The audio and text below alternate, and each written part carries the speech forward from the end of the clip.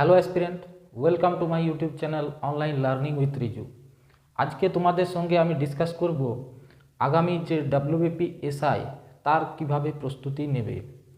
WBP SI 2024-এর vacancy খুব সত্বর বার হবে।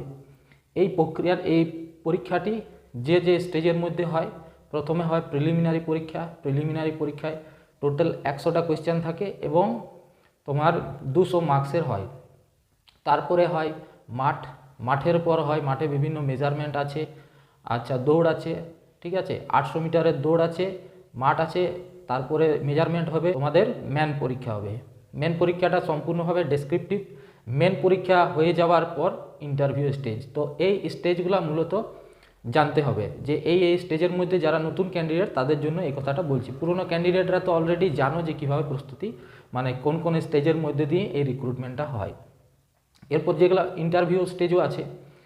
তো যেটা বলার ছিল যে পরীক্ষার প্রস্তুতি কেমনভাবে নেবে 2024-এর এসআইয়ের প্রস্তুতি নিতে গেলে, আমি দেখো নিজে কিন্তু 2019 সালের আবগারি এসআই প্রিলি পাস করেছি।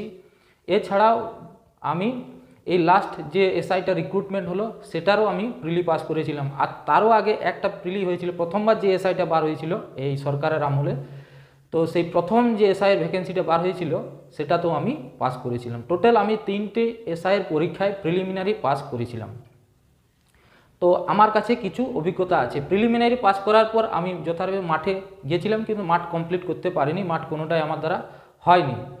তো আর নিজে আমি এখন একজন চাকরিতে কর্মরত অবস্থায় আছি এবং আমি যে কাজটা করছি সেটাতে মোটামুটি আমি সন্তুষ্ট আছি, যার কারণে আমি এই পুলিশের চাকরিতে অ্যাপ্লাই করিনি। আর ভবিষ্যতের ক্ষেত্রে শুধুমাত্র আমি ডাব্লিউবিসিএস এ বি গ্রুপ এবং ইউপিএসসির পরীক্ষা বা যেগুলো সেন্ট্রাল গভর্নমেন্টের পরীক্ষা হচ্ছে সেইগুলোই জন্য প্রস্তুতি নিচ্ছি। এটা বলে দেওয়ার একটাই কারণ হলো, বাজারে এখন অনেক কোচিং সেন্টার আছে যারা নিজেরা যে পরীক্ষাগুলোই পাস করেনি সেই পরীক্ষাগুলোর কোচিং দিচ্ছে। তো সব সময় জেনে রাখবে যে ক্যান্ডিডেট বা যে ব্যক্তি ভুক্তভোগী তার কাছ থেকে তুমি কিন্তু ভালো শিখতে পারবে। সে যদি পাসও করে, সে ফেলও করে, যেই করুক, কিন্তু তার কাছে অভিজ্ঞতার একটা ভান্ডার থাকে। আমি নিজে ডাব্লিউবিসিএস প্রিলিমিনারি 4বার পাস করেছি, মেন আমি পাস করিনি। তো আমি দেখি যারা মেন কোয়ালিফাই করেছে তাদের কথাগুলো আমি শুনি। তো এটা একটা এক্সপিরিয়েন্স আমার, যে আমি নিজে বিভিন্ন রকম পরীক্ষা দিয়েছি এবং সেই পরীক্ষার পরিপ্রেক্ষিতে তোমাদের কাছে এক্সপিরিয়েন্স শেয়ার করছি। এমন নয় যে আমি পরীক্ষা দিইনি তারপরে তোমাদের সঙ্গে কোনো কথা বলছি। আমি নিজে ডাব্লিউবিপিএসআইয়ের পরীক্ষা দিয়েছিলাম, সেক্ষেত্রে প্রিলিমিনারি পাসও করেছি। আর মাঠ কমপ্লিট করতে পারিনি বলে আমার মেন বা ফার্দার স্টেজ আমি প্রসিড করতে পারিনি। ঠিক আছে, তো এটুকু বলার ছিল, কারণ বাজারে কোচিংয়ের তো বুঝতেই পারছো যে কেউ কোচিং করাচ্ছে। এরপর আমার এই যে পাস করেছি তার একটা প্রমাণ আমি তোমাদের অ্যাডমিটের একটা কোয়ালিফায়ার প্রমাণ এদিকে দিয়ে দিচ্ছি, দেখে নাও। এটা হচ্ছে তোমার লাস্ট যে এসআই হলো সেটা রিক্রুটমেন্টের প্রিলিমিনারি রেজাল্ট। তো প্রিপারেশনের কথায় চলে আসি, যে প্রিপারেশন কিভাবে নেবে। মূল কথাতে প্রিপারেশন 4টে ভাগে আমরা নেব। প্রথম হচ্ছে ম্যাথের প্রিপারেশন। ম্যাথটা কিভাবে প্রস্তুত নেব, ম্যাথের ক্ষেত্রে 3টে-4টে টোটাল বই আছে। তো আমি বলবো 3-4টে বই রেডি করার থেকে একটা সিঙ্গেল বই যদি ভালোভাবে রেডি করো সেটা তোমার জন্য খুবই উপকারে লাগবে। যে বইটা হচ্ছে সেটা হচ্ছে তোমার ওই সুবীর দাসের ম্যাথ। সুবীর দাসের যে ম্যাথ বইটা আছে সেটা তোমরা প্রথম থেকে শেষ পর্যন্ত কমপ্লিট করো। যারা ইংলিশ ভার্সন সম্বন্ধে খুব সচেতন, ইংলিশ ভার্সনের বই পড়ে অভ্যস্ত আছো, তারা রাকেশ যাদবের বই কমপ্লিট করতে পারো। এছাড়া কিরণের একটা বই আছে কোয়ান্টিটেটিভ অ্যাপটিটিউডের, সেই বইটাও পড়তে পারো। তবে কিরণ এবং যে রাকেশ যাদব, সেই বইগুলো কেন্দ্র সরকারি পরীক্ষা সিজিএল, সিএইচএসএল ইত্যাদির প্রিভিয়াস ইয়ারের কোয়েশ্চান আছে এবং সেই পরীক্ষার ভিত্তিতে কিন্তু বইগুলো মূলত তৈরি করা। এছাড়াও RS আগরওয়ালের একটা ম্যাথ বই আছে। তো তোমাদের কাছে 4-5টে টোটাল সোর্স আছে। সোর্স নিজের ইচ্ছা মতো যেটা ভালো লাগছে সেই বইটাই তুমি চয়েস করো। আমার বাংলা ভার্সনের প্রিপারেশনের মধ্যে আমার চয়েস লাগে সুবীর দাসের বইটা। তো সুবীর দাসের যে ম্যাথ বইটা আছে সেটা তোমরা যারা বাংলা ভার্সনে খুব স্বচ্ছন্দ বোধ করো সেটা করতে পারো। ঠিক আছে, তাহলে ম্যাথের প্রিপারেশনটা এখান থেকে নিলে। এরপর আসছি জিকের প্রিপারেশন। জিকের প্রিপারেশনটা আলাদা নেব এবং কারেন্ট অ্যাফেয়ার্স আলাদাভাবে নেব।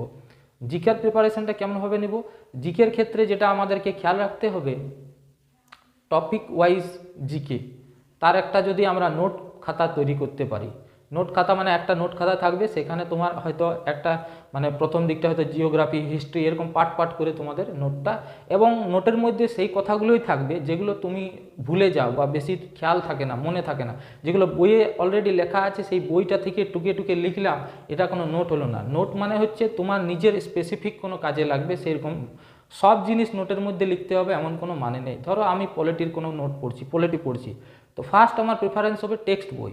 যদি কেউ টেক্সট বই পড়ো, ধরো ক্র্যাক ডাব্লিউবিসিএস বা ডাব্লিউবিসিএস ম্যানুয়াল পড়ছো, যারা গ্রুপ সিডির প্রিপারেশন করছো, যারা গ্রুপ সিডির চাকরি প্রিপারেশন করছো, তারা এখান থেকে হয়ে যাবে। বা হয়তো তরুণ গোয়েলের পড়ছো পলিটি সেকশনটা, তো সেখান থেকে পুরোটা কমপ্লিট করলে এরপর যে জিনিসগুলো তোমার মনে থাকে না বা যেগুলো তোমার আর্টিকেল নাম্বার মনে থাকে না, সেগুলো তুমি টেবিল করে চার্ট করে লিখে রাখো, এটা তোমার কাজে লাগবে। কিন্তু পুরো পলিটিটা ওইখান থেকে লিখে নিলাম খাতায়, তাহলে সেই বইটা আবার খাতাতে রিপ্লেস হয়ে গেল, এটার কোনো যৌক্তিকতা নেই এবং এটার কোনো ভ্যালিউ নেই। সেকেন্ড হচ্ছে, তো বই কি কি নেবে? তরুণ গোয়েল নিতে পারো, লুসেন্ট নিতে পারো, ক্র্যাক ডাব্লিউবিসিএস নিতে পারো, ডাব্লিউবিসিএস ম্যানুয়াল নিতে পারো। তোমার কাছে চারটে অপশান। আমার নিজের প্রেফারেন্সে তোমাদেরকে বলবো যে ডাব্লিউবিসিএস ম্যানুয়াল যে বইটা আছে সেটা তোমরা পুলিশের চাকরির জন্য, এসআইয়ের জন্য তোমরা প্রেফার করতে পারো।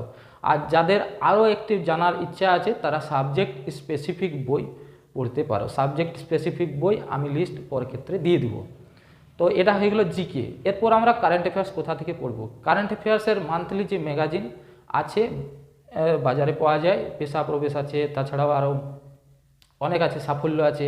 তো সেই মান্থলি ম্যাগাজিনগুলো বাংলা ভার্সনের যারা পড়ুয়া তাদের জন্য কাজে লাগবে। ইংলিশ ভার্সনের যারা পড়ুয়া তাদের জন্য অনলাইনে বিভিন্ন ওয়েবসাইটের থেকেও মান্থলি ম্যাগাজিন পাওয়া যায়। এছাড়াও জিকে টুডে নামক একটা ওয়েবসাইটে, সেখান থেকে ডেলি জিকে বা ডেলি তোমার কারেন্ট অ্যাফেয়ার্সের নোট দেওয়া হয়। ইউটিউব চ্যানেল বিভিন্ন রকম আছে, সেখান থেকেও করতে পারো। এটা তোমাদের কারেন্ট অ্যাফেয়ার্সের প্রিপারেশনের জন্য। আর জিকের যখন প্রিপারেশন নেবে তোমরা চেষ্টা করবে যে মোটামুটি একদিনে একটা জিকে সাবজেক্ট নেওয়া প্রথম অবস্থায়। কারণ তুমি পুরো চ্যাপ্টারটা যদি পড়তে চাও তো তোমার একদিনে সময় লাগবে যদি ভালোভাবে পড়ো। ধরো তুমি ইকোনমির বা কোনো পলিটির কোনো জিনিস পড়ছো, তো প্রথম যে চ্যাপ্টারটা ধরছো সেটা কমপ্লিট শেষ করে তারপরে ছাড়বে। এটা নিজের মানে কাজে লাগবে এইভাবে যদি স্টাডি করো। আরেকটা ব্যাপার হচ্ছে যে আমরা যখন কোনো একটা চ্যাপ্টার কমপ্লিট করি, তারপর নিজেকে যাচাই করার জন্য কিছু কোশ্চেন সলভ করতে হয়। এই কোশ্চেনগুলো প্রাথমিক অবস্থায় প্রিভিয়াস ইয়ারের কোশ্চেন বা বিগত বছরের পরীক্ষার কোশ্চেন যদি আমরা সলভ করি, সেখানে আমার কাজে বেশি লাগে। তো বিগত বছরের যে কোশ্চেন তুমি যদি এসআইয়ের দিচ্ছ তো এসআইয়ের কোশ্চেন, তুমি যদি ডাব্লিউবিসিএস দিচ্ছ ডাব্লিউবিসিএসের কোশ্চেন, তুমি যদি এসএসসি জিডি দিচ্ছ জিডির কোশ্চেন, তো যে পরীক্ষায় দিচ্ছ তার বিগত বছরের পরীক্ষার যে কোশ্চেন সেগুলো সলভ করা একান্ত জরুরি। ঠিক আছে, এখনকার দিনে এগুলো অনলাইনে অ্যাভেলেবেল আছে, যে কোনো জায়গা থেকে পেয়ে যেতে পারো। তারপরে তোমাদের কাছে যেটা আসছে সেটা হচ্ছে এই জিকের চ্যাপ্টার ওয়াইজ টপিক ওয়াইজ করবে, এক একটা সাবজেক্ট ধরে ধরে করবে। একদিনে একটা সাবজেক্ট হবে, পরের দিন অন্য সাবজেক্ট, এরকমভাবে রোটেশন করবে, তাহলে ভালো লাগবে, একটা তোমার একঘেয়েমি থাকবে না। হলো। তারপরে ম্যাথের তো বললাম ডেলি প্রিপারেশন চাই, জিকেরও ডেলি প্রিপারেশনই চাই। এরপর আসছে তোমাদের জিআই কোথা থেকে করবে? জিআই এর জন্য তোমাদের মূল যে বইটা ফলো করা দরকার, এখন অনেক মোটা বই, RS আগরওয়ালের যে জিআই সেই বইটাই ভালো। এস চাঁদ পাবলিকেশনের জিআইয়ের বইটা ইংলিশ ভার্সনে আছে, যদিও বাংলা ভার্সনে সেরকম আমি কোনো জিআইয়ের বই দেখতে পাইনি যেটা অথেন্টিক এবং ভালো মনে হয়েছে।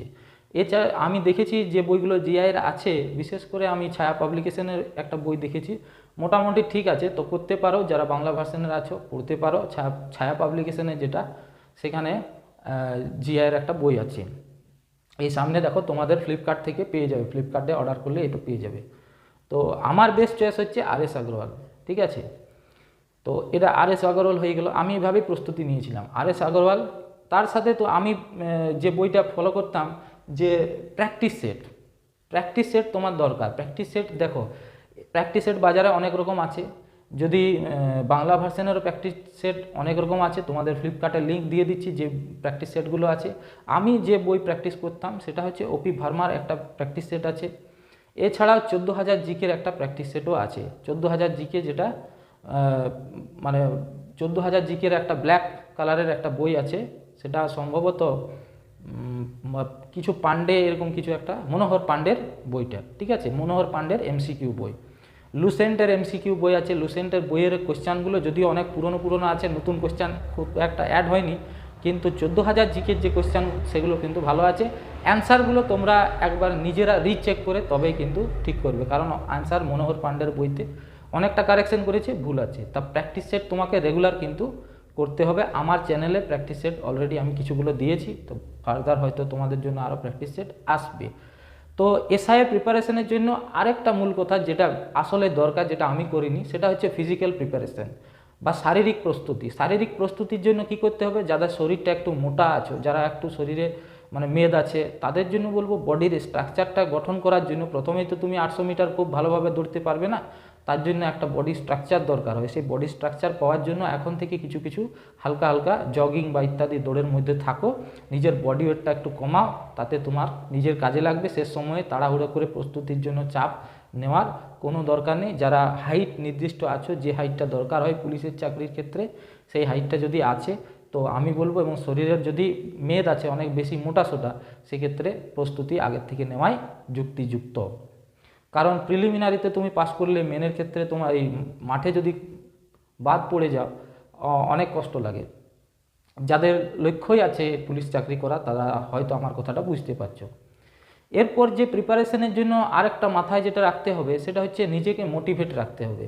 নিজেকে মোটিভেট রাখার জন্য কি করতে হয়, নিজেকে মোটিভেট রাখার জন্য বাইরের মোটিভেশনের খুব একটা দরকার পড়ে না, নিজেকে নিজে চ্যালেঞ্জ দিতে হয়। কিভাবে, ধরো তুমি কোনো একটা কোশ্চেন সেট বানাচ্ছ বা কোনো একটা কোশ্চেন সেটে মানে সলভ করছো, তো নিজেকে অ্যাডভান্স স্টেজে নিয়ে যাও। প্রথমে ধরো একটা সেট দিলে সেটা তোমার 40 নাম্বার আসছে, পরবর্তী সেট দিচ্ছ সেটাই টার্গেট রাখতে হবে যেমন 40 থেকে বেশি হয়, মানে নিজেকে আপগ্রেড করার একটা টেন্ডেন্সি রাখতে হবে। যখন তোমার কোনো একটা মক টেস্টে কম নাম্বার আসবে, বেশি ঘাবড়াবার দরকার নেই, কিন্তু নিজেকে টার্গেট রাখতে হবে যে যত আমি দিন যাবে তত কিন্তু আমি অ্যাডভান্স বা তার থেকে কিছুটা হলেও বাড়তি এক্সট্রা কিছু নিয়ে আসবো। এই টেন্ডেন্সি যার মধ্যে আছে তার কোনো রকমই অসুবিধা হবে না। আর পড়াশোনার যে লাইফস্টাইলটা সেটা হচ্ছে নিজেকে, যারা বেকার আছো, যাদের কোনো কাজ নেই, শুধুমাত্র পড়াশোনা বাদ দিয়ে আর কোনো কাজ নেই সেরকম অর্থে, তাদের জন্য তো খুবই ভালো, তারা সকাল থেকে সন্ধ্যা পর্যন্ত প্রস্তুতি নিতে পারো। আমরা নিজেরা ওয়ার্কিং পার্সন হয়েও বিভিন্ন পরীক্ষার জন্য প্রস্তুতি নিচ্ছি, যেটুকু সময় পাই সেটাই ব্যবহার করার চেষ্টা করি। তো সময়ের মূল্যটা কিন্তু তোমরা এখন যারা হয়তো বেকার আছো তারা বুঝতে পারছো না, কিন্তু সময় যখন কাজ পেয়ে যাবে তারপর কোনো প্রস্তুতি নেবে, তখন হাড়ে হাড়ে টের পাবে যে সময়টার ভ্যালু কত বেশি। ঠিক আছে, তো সময়কে নিজের গুরুত্ব অনুযায়ী তোমরা ইউটিলাইজ করো, যে সময়টা সকাল থেকে সন্ধ্যা পর্যন্ত টাইম নাও 5 থেকে 6 ঘন্টা প্রস্তুতি নেওয়ার। 6 ঘন্টা যদি কেউ পড়াশোনা করে, সেটা মাথার মধ্যে রিভিশন করার জন্য আবার 1-1.5 ঘন্টা সময় লাগে। কেউ 6 ঘন্টা পড়াশোনা করলে তো 6 ঘন্টা সব জিনিস মাথায় থাকে না, তার জন্য মাথার মধ্যে রিপিটেশন করার জন্য, রিটেনশন করার জন্য বা মনে রাখার জন্য এক্সারসাইজ করতে হয়। সেই এক্সারসাইজটা হচ্ছে কি, কোনো একটা পড়লে তারপর মনের মধ্যে চিন্তা করতে থাকলে যে কী পড়লাম, কী শুনলাম, মানে কী কোশ্চেন আমার ভুল হয়েছে, এগুলো একবার নিজেরা অ্যানালিসিস করতে হবে। এইভাবে প্রস্তুতি নিলে আশা করি তোমাদের ভুল হবে না। এবং যখন কোনো কোশ্চেন সলভ করবে, তোমার যদি ভুল হয়, ভুলটা তো ভালোভাবেই মনে থাকে, কিন্তু ঠিকগুলো দেখবে অনেক সময় মনে থাকে না। যদি ভুল করি সেক্ষেত্রে ভুল হওয়াটা কোনো অন্যায় নয়, ভুল হওয়ার পর তুমি নিজেকে রিচেক করো, কারেকশন করো এবং সেটা খাতার মধ্যে নোট ডাউন করো। এটাই তোমার জন্য ভালো একটা এক্সারসাইজ, ভালোভাবে মনে রাখার জন্য। এটুকুই বলা ছিল যে প্রস্তুতির ক্ষেত্রে এই কতগুলো বই পড়াশুনো করবে, মোটামুটি বেশি বই ব্যবহার করো না। আর বাজার চলতি যে কোচিং সেন্টারের নোট, সেই নোটগুলো আমার মনে হয় না যে কোনো কাজে লাগে। বাজার চলতি কোনো কোচিং সেন্টারের নোটে কোনো আজও পর্যন্ত কেউ চাকরি পায়নি, আর তোমার ক্ষেত্রেও সেটা তুমিও পাবে না। বাজার চলতি কোনো কোচিং নোটের দরকার নেই, যেগুলো স্ট্যান্ডার্ড বই আছে। কেউ যদি বুঝতে অসুবিধা হয় সে ক্লাস 9-10 বই পড়ো, কিন্তু বাজার চলতি নোট পড়ো না, সেক্ষেত্রে তোমার নিজের একটা জালের মধ্যে পড়ে যাবে, তোমার প্রস্তুতি কমপ্লিট হবে না। তোমরা পড়তে পারো লুসেন্ট, পড়তে পারো তরুণ গোয়েল, পড়তে পারো WBCS ম্যানুয়াল, যে বইটা বললাম সেটাও অনেক স্ট্যান্ডার্ড বই, সমস্ত তথ্য আছে। কিন্তু আজকাল দেখি ছোটোখাটো কোচিং সেন্টারে 20 পাতার নোট, 15 পাতার নোট, সাজেশন নোট। তো এই সাজেশন নোটগুলোর অ্যাকচুয়াল কোনো ভ্যালু নেই। 2-1টা কোশ্চেন সবাই পায়, সেটা তো কোনো ব্যাপার নেই, সেগুলোই কোচিং সেন্টার বড় বড় করে দেয় যে আমার কাছ থেকে এত কোশ্চেন পেয়েছে। আসল সত্যটা হচ্ছে যে প্রস্তুতি যে নেবে, যদি টেক্সট বুক অ্যাপ্রোচটা থাকে, তাহলে তার সাকসেসফুল হওয়াটা কিন্তু কেউ আটকাতে পারবে না। যেখানে তুমি টেক্সট বই অ্যাপ্রোচটা সরিয়ে রাখছো, সেখানে তোমার কিন্তু অসুবিধার সম্মুখীন হবে। ওয়ান লাইনার জিকে থেকে দূরে থাকো। প্রথম কথা, যারা নতুন প্রিপারেশন নিচ্ছ, অনলাইন আর জিকে সাইড লাইন করো, দূরে সরাও আগে। অনলাইন আর জিকের আজকের দিনে কোনো যৌক্তিকতা নেই। বিশেষ করে সায়েন্সের ক্ষেত্রে তো অনলাইন আর জিকে বাজারে বিক্রি হয় নোট, সেটার কোনো ভ্যালু নেই। অনলাইন আর জিকে দূরে সরিয়ে রাখো, চেষ্টা করো টপিক ওয়াইজ এক একটা চ্যাপ্টার পড়ার এবং তার খুঁটিনাটি করার, খুঁটিনাটি কমপ্লিট করার। যদি তুমি গ্রুপ সিডির জন্য পড়ছো তো খুব একটা ডিপে যাওয়ার দরকার নেই। যদি কেউ আরও হাই লেভেলের কোনো পরীক্ষা দিচ্ছ তাহলে তার জন্য একটু দরকার আছে। তো এটুকুই বলার ছিল। যারা নতুন এসেছো চ্যানেলটা অবশ্যই সাবস্ক্রাইব করো, সাথে নোটিফিকেশানের বেল আইকনটা প্রেস করো। আর এরকম যদি নতুন নতুন ভিডিও পেতে চাও, পরবর্তী ভিডিওতে আমার ক্লাস অলরেডি চলছে সায়েন্সের, তো আমি ছোট ছোট ভিডিও পোস্ট করি আর তোমাদের ছোট ছোট এই ভিডিওর মাধ্যমে এক একটা ক্লাস কমপ্লিট করি। মানে এখন সায়েন্সের চলছে, সায়েন্সের অ্যাটম নিয়ে এখন চলছে, পরমাণু নিয়ে, তো 4টে বা 5টে ক্লাসের মধ্যে অ্যাটম কমপ্লিট করব। Thank you so much for watching.